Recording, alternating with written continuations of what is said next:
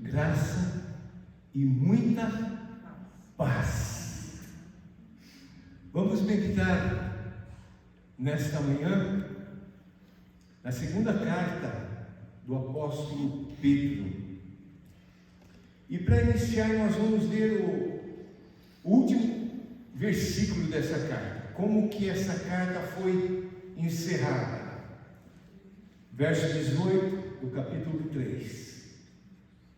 Antes, crescei na graça e no conhecimento de nosso Senhor e Salvador Jesus Cristo. A Ele, a Jesus Cristo, seja a glória, tanto agora como no dia eterno. Pedro está encerrando esta carta, dizendo para que os cristãos devem crescer. Vamos orar. Pai, obrigado, Senhor Deus, porque tudo aquilo que nós precisamos, nós encontramos na Tua Palavra.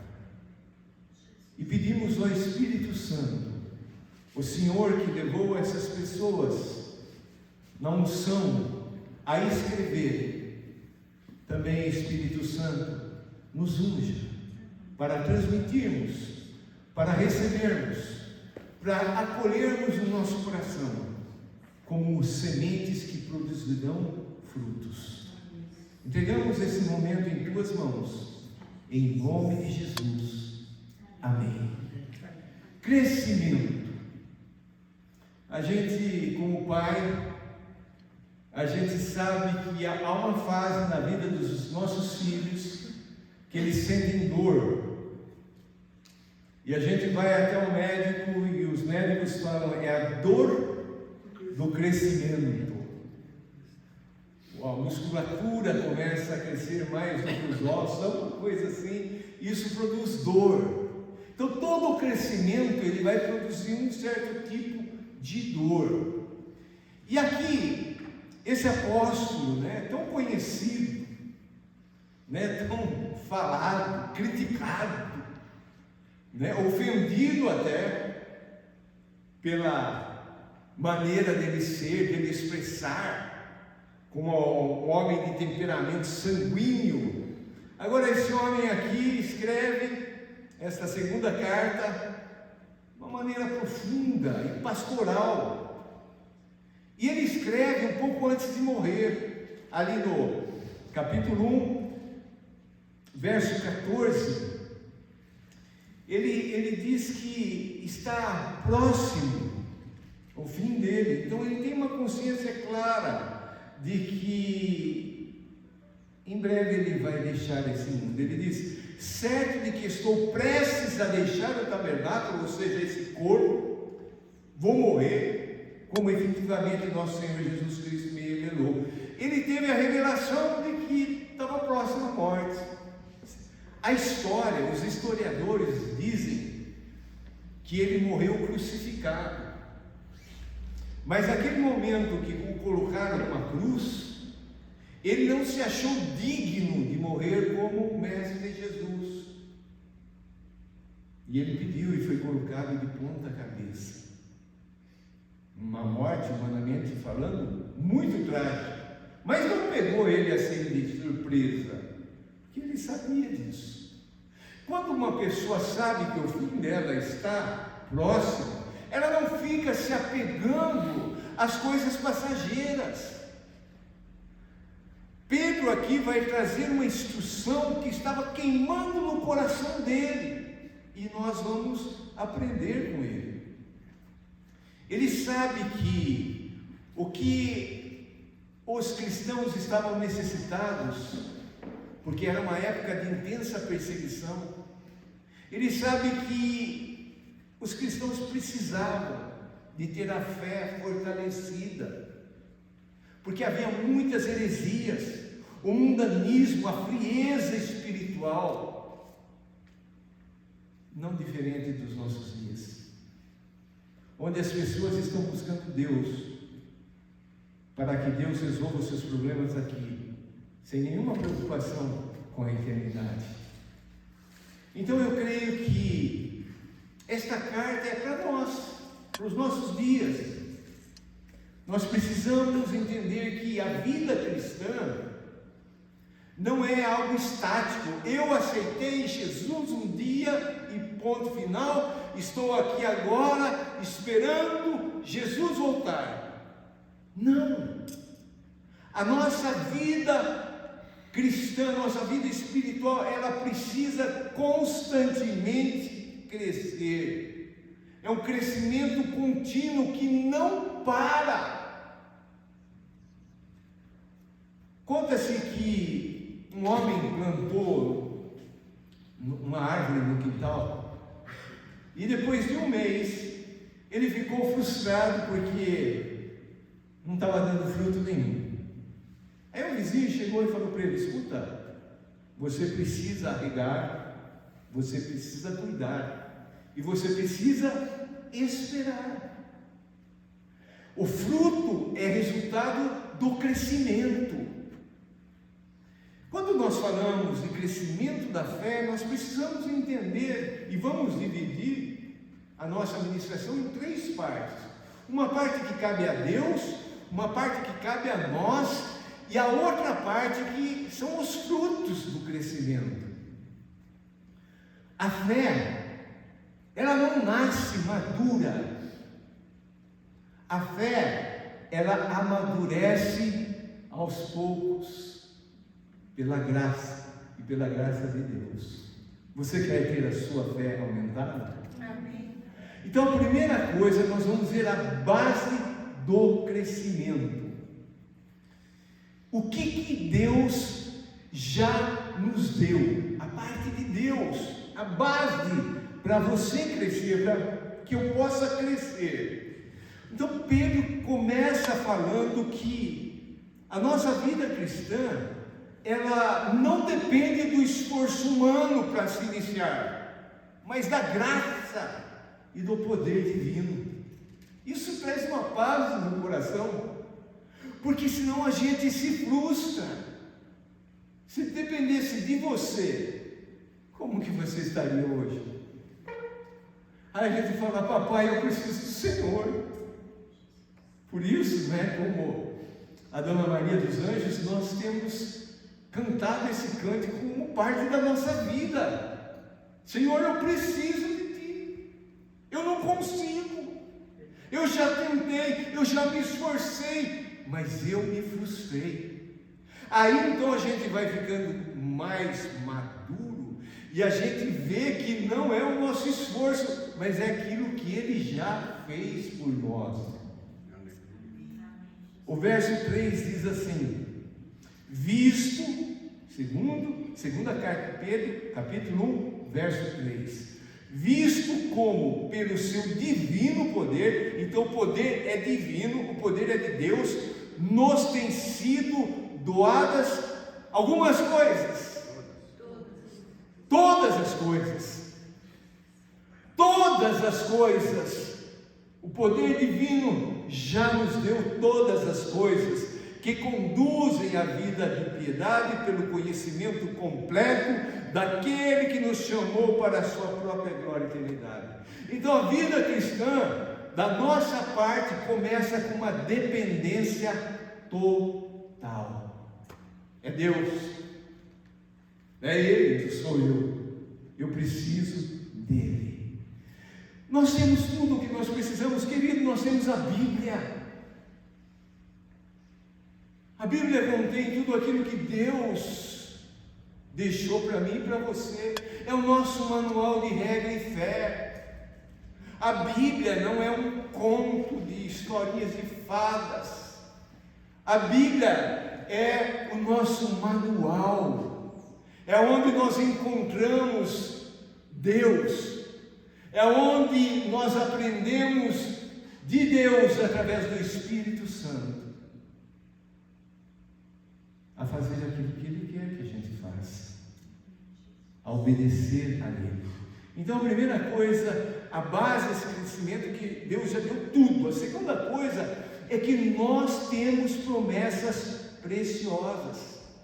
É que Deus também nos dá força. Ele garante essa força para que a gente vença o pecado, ao comecinho do verso 4, pelas quais nos têm sido doadas as suas preciosas e muito grandes promessas. Querido, você tem promessas de Deus na sua vida. E a promessa de Deus não é para fazer você um perdedor, é para fazer você um vencedor. É para fazer você forte para enfrentar os embates da vida. Vem a tempestade, vem o temporal, vem a enfermidade, vem a dificuldade, mas Deus nos dá promessas. Ele não nos desampara. Nós nunca estamos sozinhos. Ele está conosco. O que mais aprendemos? Deus nos deu uma nova natureza. Continuando o verso 4, para que por elas, essas preciosas, essas grandes promessas, para que por elas vos torneis coparticipantes da natureza divina. Nós temos a parte humana, infelizmente, herdamos, toda essa sujeira causada pelo pecado, mas agora em Cristo Jesus, nós temos o poder, Ele nos faz coparticipantes da natureza divina. Aleluia!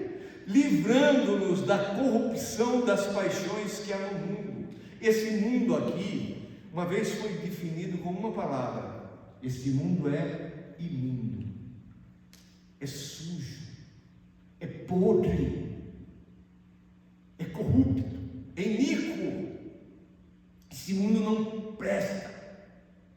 Mas a promessa de que Ele voltará para restaurar tudo. Amém? Então nós temos o poder, a promessa de Deus, a natureza divina, para que a gente possa vencer. Queridos, não vamos ser ludibriados pelo diabo. O diabo quer trazer confusão, o diabo quer trazer divisão, separação. Não vamos entrar nele. É coisa desse mundo, não serve para nós. Amém. Porque nós somos cidadãos do reino dos céus. Nós somos participantes da natureza de Deus. Não vamos nos contaminar.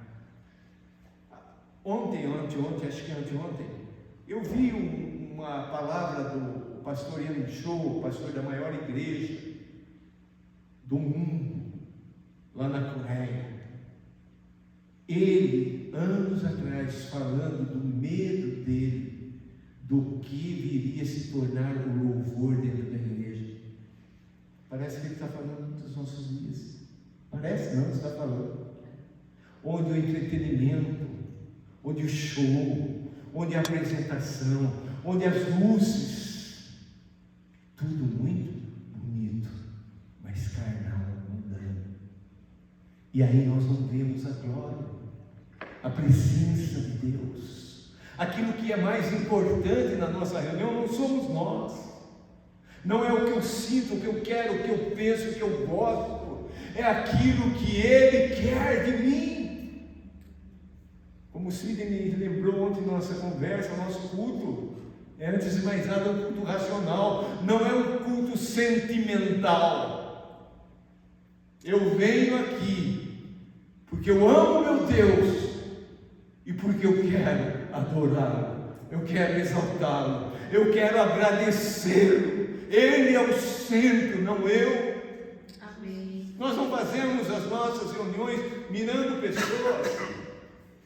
Nós fazemos as nossas reuniões olhando para Jesus e falando: obrigado, Senhor. Obrigado, Senhor.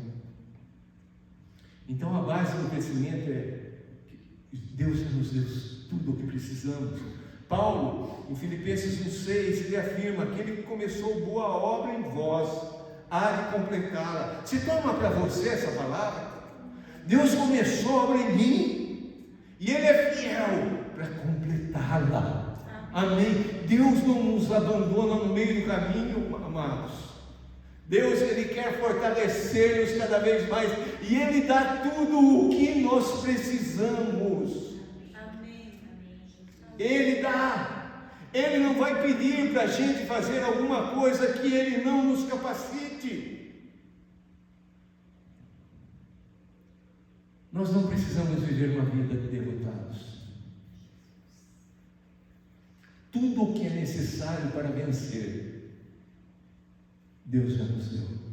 Tudo. A fé é a chave que Deus entregou nas nossas mãos para a gente ativar, para a gente abrir as portas daquilo que Ele já nos deu. Não é que Ele vai dar. Nós já somos abençoados com toda sorte de bênçãos espirituais. Nós não nos reunimos para pedir a bênção de Deus, já somos abençoados. E quem nos garante é a fé. Quem nos faz desfrutar dessas bênçãos já dadas é a fé. Ah, mas a minha fé é pequena, então a tua bênção vai ser pequena. Ah, meu gigante é grande, então você precisa ter uma fé maior que o seu gigante. Você precisa crer que o seu Deus é muito maior do que o seu gigante. Amém? Então a primeira coisa é a base do crescimento. É tudo aquilo que Deus já nos deu. Agora a segunda parte, a prática do crescimento. Aí é o que precisamos fazer. Aí vem a nossa parte, a nossa resposta, aquilo que Deus já deu. Não é que eu vou praticar essas coisas para receber de Deus, é porque eu recebo de Deus pela fé, agora eu vou praticar.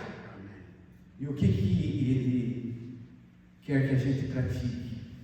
Irmãos, a salvação é gratuita, mas o crescimento requer de nós um desempenho, uma prática.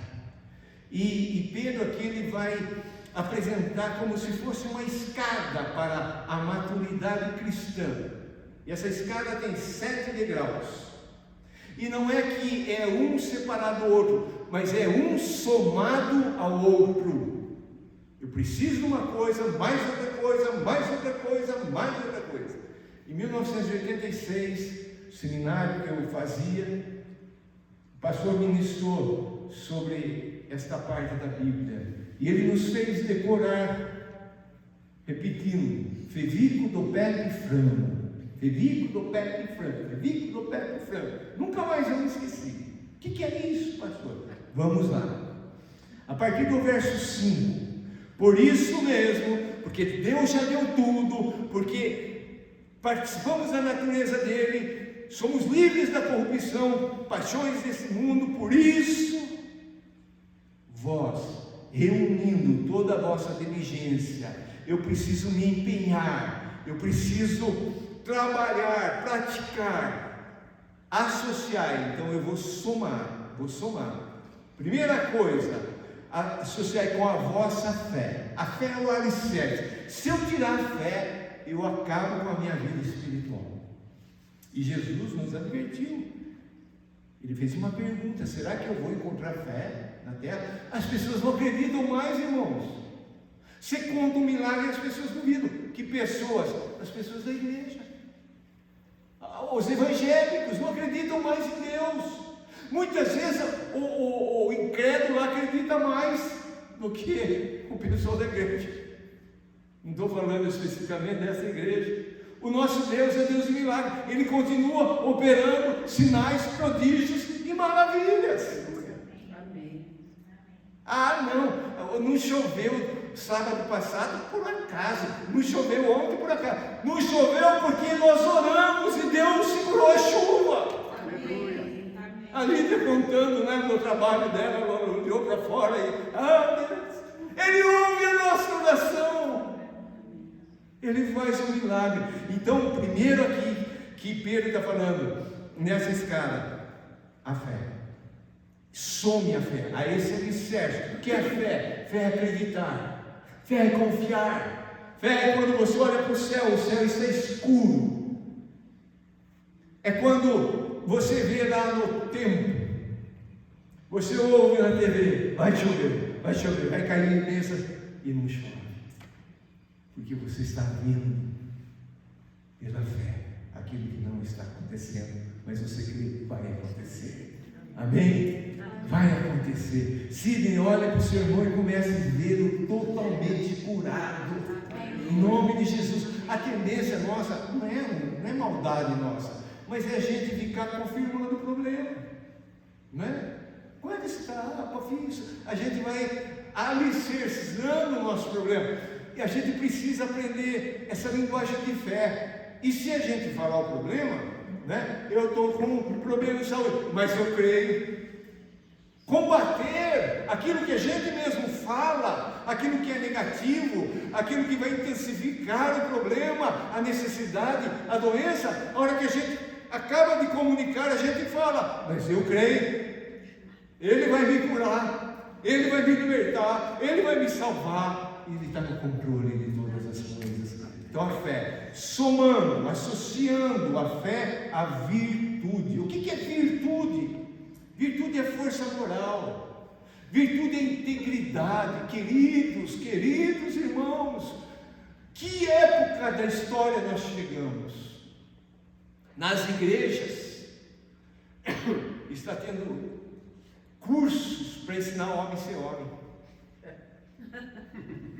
Eu fico imaginando se chegar para o meu avô, falar assim, vai ter um curso lá na igreja, ensinar você a ser homem. Ele ia olhar e falar, o que é isso, papai? Eu sou homem, olha aqui meu bigode. Ensinar, não sabe mais, queridos. Não sabe mais ser homem. Que coisa absurda. Eu fico imaginando Jesus chamando os 12 para estar com ele e falar assim, olha, 12 apóstolos, hoje eu vou ensinar vocês aqui a subir o monte. Para vocês serem homem, vocês vão carregar a mochila nas costas. E Jesus fez isso, não? Por que nós estamos fazendo?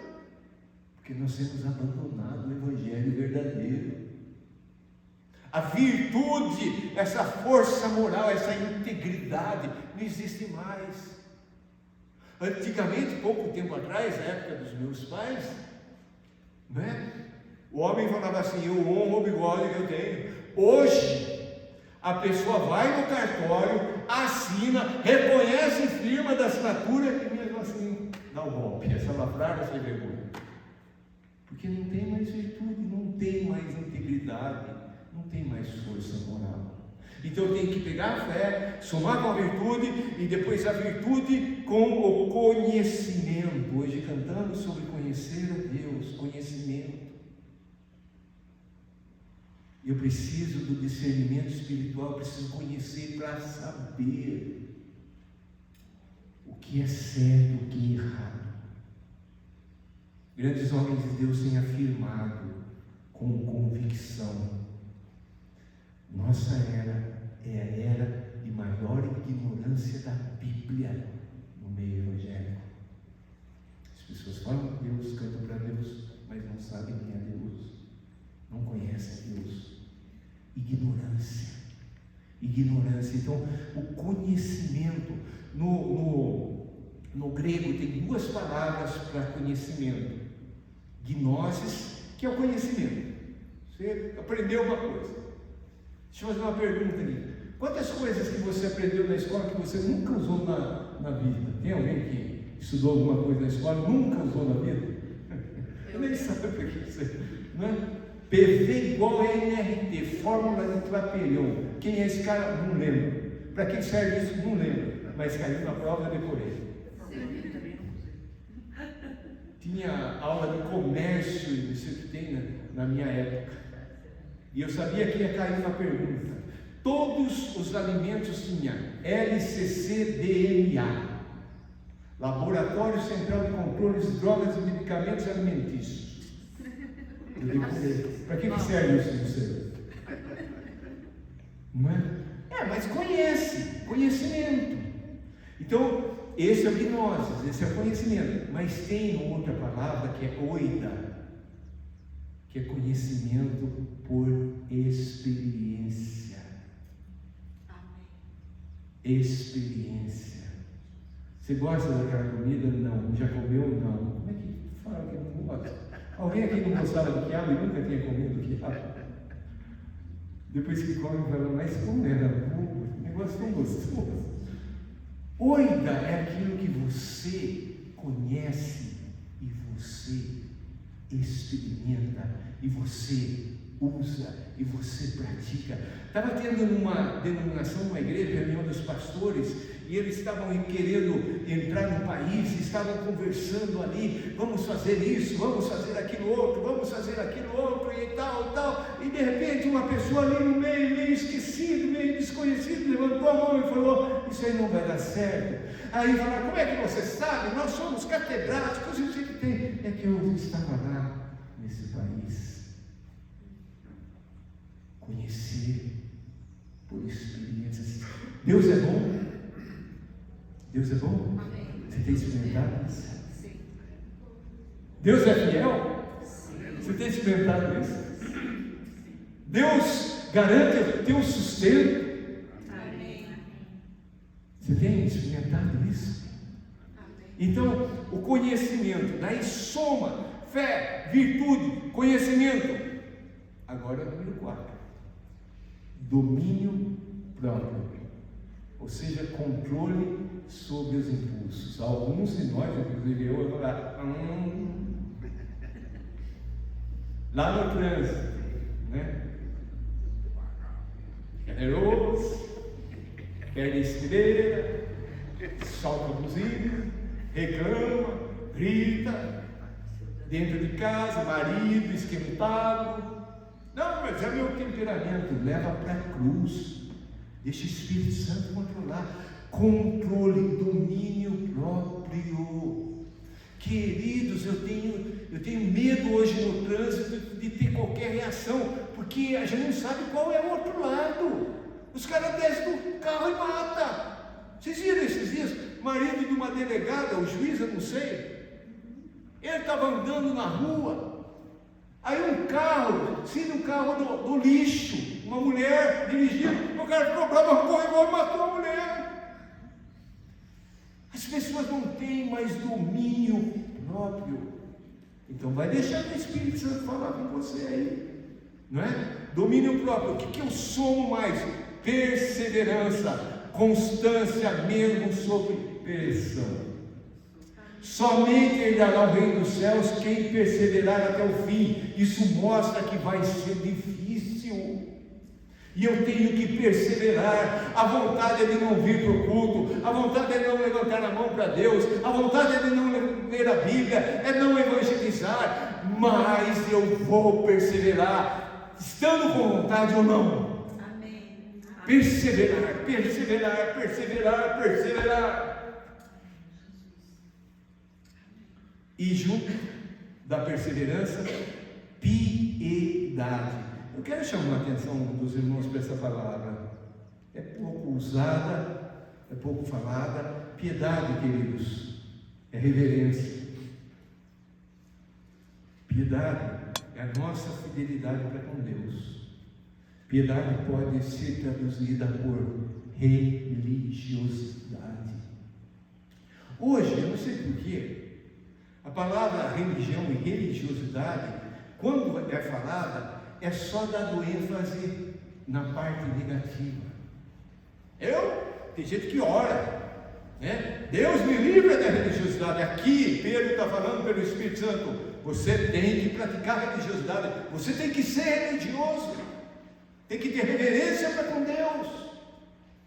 Chegou uma época aqui no Brasil, que alguns templos tinha a placa assim, olha, aqui é tarde, saber que eu estou aqui. Como é que é? Silêncio e oração. Silêncio e oração. Aquela reverência. Aí começaram, né? Não, mas Deus é, sou filho do rei, ele é meu pai. E começou aquela brincadeira de tratar Deus como a gente trata um ser qualquer. Não! Deus é Deus. Eu não tenho coragem de falar para Jesus, para Deus, você, Senhor. Aleluia. Senhor, Senhor, Senhor. Reverência, a verdadeira religiosidade é É chegar diante do Altíssimo e baixar a cabeça e falar: sim, Senhor. Não é ficar debatendo com Ele, eu quero, igual por igual. Queridos, isso entrou dentro da criação dos filhos, né? Os filhos. A reunião de família. Vamos sair de férias, vamos fazer aqui o voto. Filhinho, o que você quer? Não. Filho tem que reverenciar o pai e a mãe. Tem que falar assim, Senhor, tem que falar assim, Senhora, tem que obedecer. Aquele que não obedece à autoridade do Pai aqui na terra, não obedece à autoridade do Pai celestial. Amém. Ai da gente se desrespeitasse. O pai e a mãe nem precisava falar nada, só olhava assim, a gente já baixava a cabeça. Chegava domingo em casa, tinha frango. Todo domingo era frango e macarronada. Melhor pedaço para o filhinho. Primeiro os adultos pegavam, depois a gente. Hoje está tudo invertido, está ou não está? Os filhinhos desse tamanho mandam no pai e na mãe. Não tem o que? Piedade, não tem reverência. A casa, isso, né? Não é aquilo que a gente imagina, não, aqui é um local só, mas quando nós estamos aqui, reunidos em nome de Deus, Ele está aqui e Ele tem que ser reverenciado, sim. Amém. Saímos do extremo de que não podia nem fazer barulho na igreja ao andar, saímos desse extremo, hoje virou uma anarquia. Hoje faz-se aquilo que quiser, virou uma bagunça. Por quê? Porque não há piedade, não há reverência. Você tem medo de Deus? Aí os pastores falam hoje assim: não, mas o medo aqui na Bíblia é temor, não é medo, é a mesma palavra, fobia. Eu tenho que olhar para Deus e eu tenho que temer, eu tenho que ter medo desse Deus. Por quê? Eu não tenho que ter medo daquele que mata o meu corpo, um tiro, uma facada. Eu tenho que ter medo daquele que coloca a minha alma no inferno. Tenho que olhar para Ele e falar: Senhor, me perdoa. Senhor, eu não presto. Senhor, eu sou cravo. Senhor, eu sou vagabundo. Ai, pastor, mas nem tanto. Somos, sim. Se não fosse a graça dEle, a misericórdia dEle, se não fosse Cristo Jesus lá na cruz, morrendo por nós. Fé, virtude, conhecimento, domínio próprio, está somando, está subindo a escada. Perseverança, piedade, e termina falando de dois amores: o fraternal, fraternidade, o amor filéu, o amor humano, o amor um pelo outro, e o amor ágape, o amor de Deus. Quando Jesus resume toda a lei, Jesus diz: amar a Deus e amar o próximo. Queridos, quem ama, socorre. Se você ama ali o necessitado, você vai dar o alimento para ele, você vai dar a roupa para ele, você vai fazer aquilo que ele está precisando, você vai dar atenção. Queridos, muitas vezes nós vivemos uma vida, desculpa, eu estou falando de mim, uma vida medíocre. Medíocre não é um palavrão, é uma vida mediana. Muitas vezes a gente acostuma com uma vida de necessidade, de escassez. Aí Deus nos dá, mas a gente não desfruta. A gente continua ali numa vida miserável. Queridos, nós não vamos levar nada desse mundo. Eu tive um tio que era muito rico. E ele era muito avarento, muito miserável. Mas não era só para com os outros, era para com ele mesmo, para com a família dele mesmo. Ricos, riquíssimo, mas vivia como se fosse um pobre menino. Aí a mulher dele morreu. Ele ficou meio doente, ficou meio pancado na cabeça. Aí que ele foi começar, entre aspas, a desfrutar daquilo que ele queria. Só que daí já era tarde demais. Ele ia sozinho. Montemor, cidadezinha, tinha 2 restaurantes só. O restaurante é ruim. Aí ele ia lá sozinho. Nunca tinha ido. Com a esposa, com os filhos. Agora ia lá sozinho. Sentava lá, comia uma comidinha meia boca. Por quê? Não aprendeu a desfrutar. E uma pessoa que ela não ama a si mesma, como Jesus disse, amar o próximo como a si mesmo. Se você não ama a si mesmo, você também não vai amar o próximo. Se você não quer o melhor para você, você também não vai dar o melhor para o outro. Eu troquei pela primeira vez o encordeamento do meu violão, na quinta-feira. Aí tem desde R$15. Aí o jovenzinho, crente, toca na igreja, músico. Pastor, quem está aqui é melhor que tem. Não, essa é muito cara. Aí eu pensei, isso não é para mim, é para ele. Falei, eu vou levar isso daí. Um som maravilhoso, a gente perde. Né? Eu, quando vim para cá, para Curitiba, espírito de miséria, nasci normal, família pobre. Então você acha que é normal aquela vida de miséria. Aí Miriam me deu uma blusa na C&A. Se no outro dia eu fui na C&A, troquei por 3. 3 blusas pelo preço de uma. Eu achei que eu estava fazendo. Depois de um mês lavado, a costura aqui já veio aqui no meio do peito.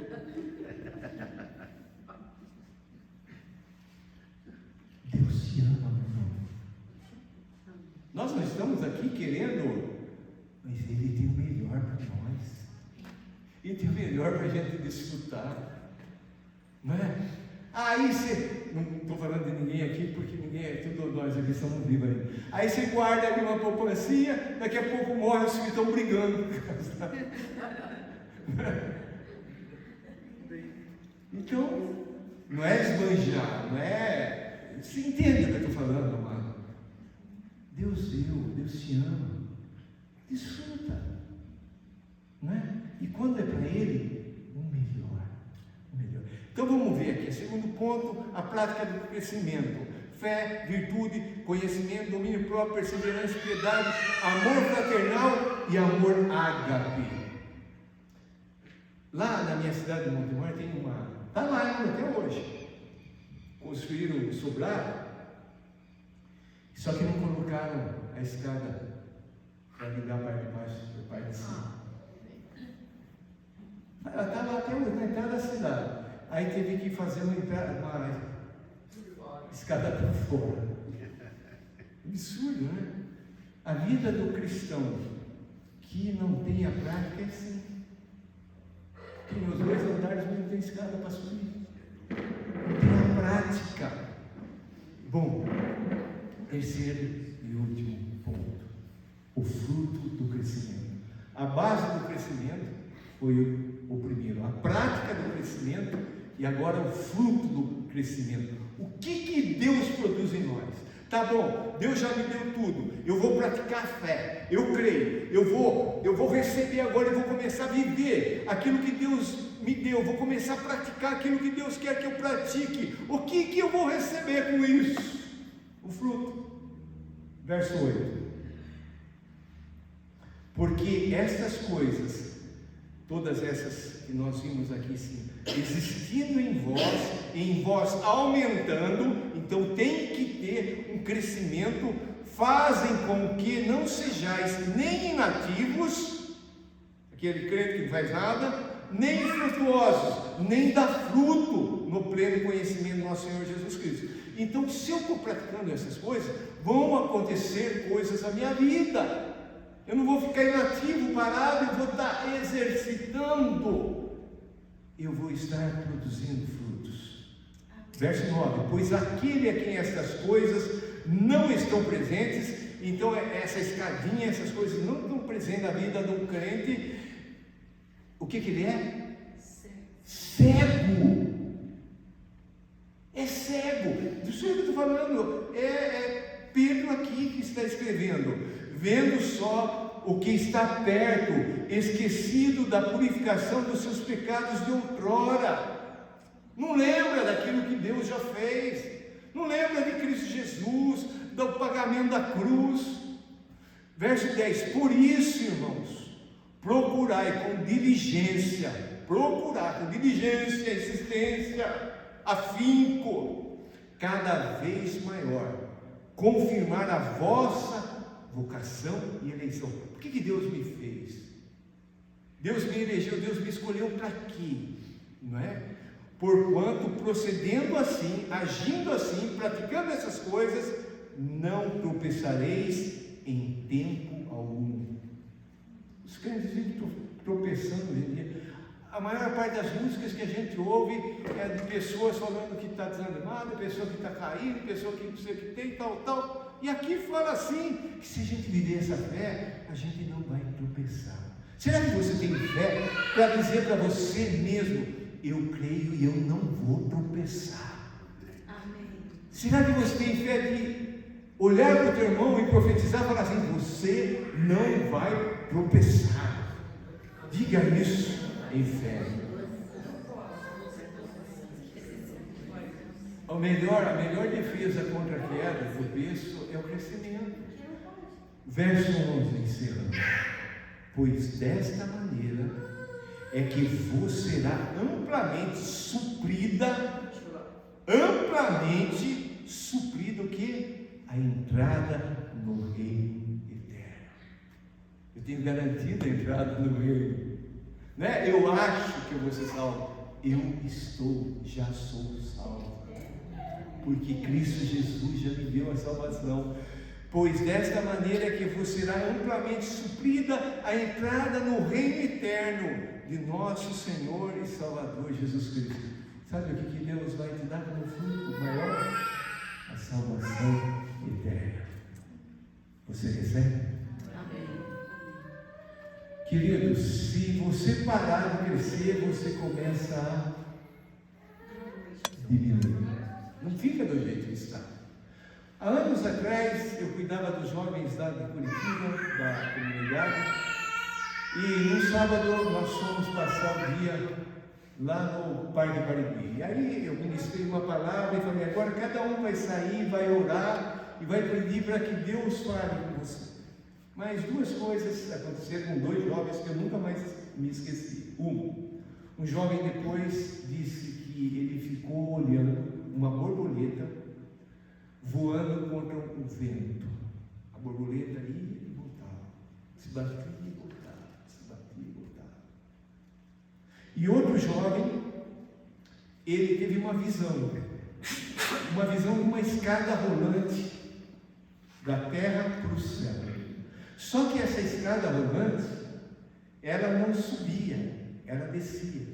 E o que Deus falou com esse jovem? Que você precisa se esforçar para subir para o céu. E que se você parar, o que acontece se você parar na escada rolante?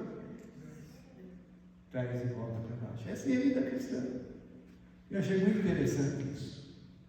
Muitas vezes, para começar nessa escada, a gente se esforça.